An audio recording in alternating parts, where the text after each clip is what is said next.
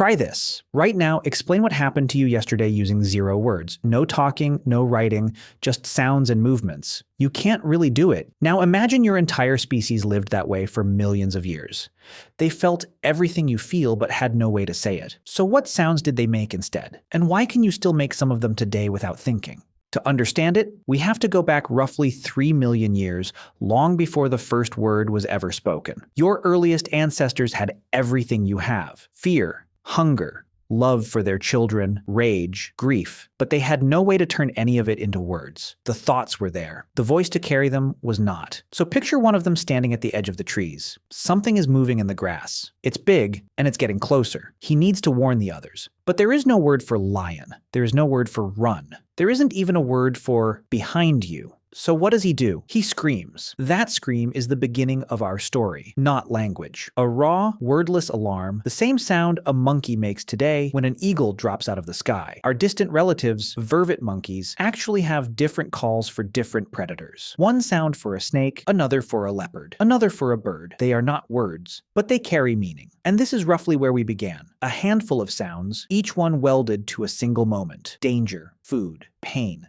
come here. For hundreds of thousands of years, this was the entire human conversation. Grunts, barks, screams, and cries. Sounds you didn't choose. Sounds that burst out of you the same way a laugh does today. Because here's something strange. Some of those sounds never left. Think about the noise you make when you stub your toe, or the gasp when something scares you, or a scream, a laugh, a sob. Nobody taught you those. A baby born deaf who has never heard a human voice still laughs and still cries. These aren't words. They are older than words. They are the leftover voice of your ancestors, still living inside you, bursting out before your thinking brain can stop them.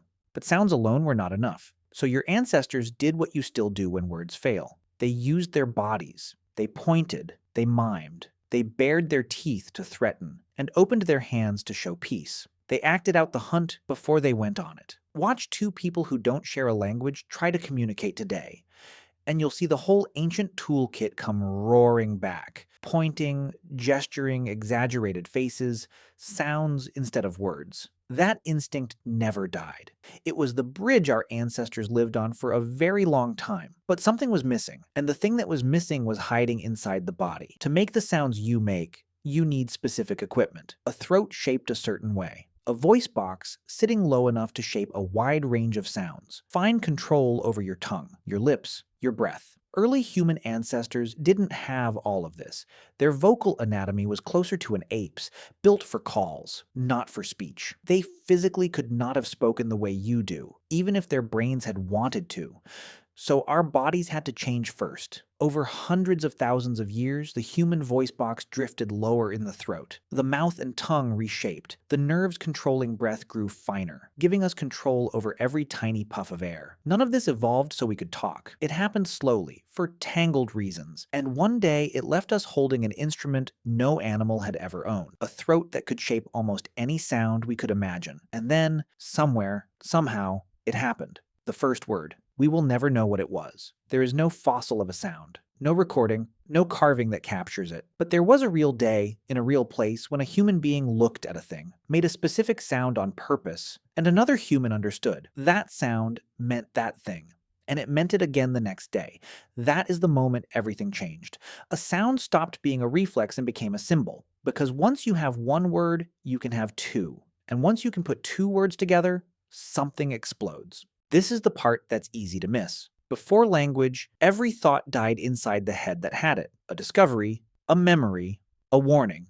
All of it vanished when that person died. Language broke that wall. Suddenly a mind could pour its contents into another mind. You could warn someone about a danger they had never seen. You could describe a watering hole on the other side of the hills. You could tell your grandchildren about a winter that ended 50 years before they were born.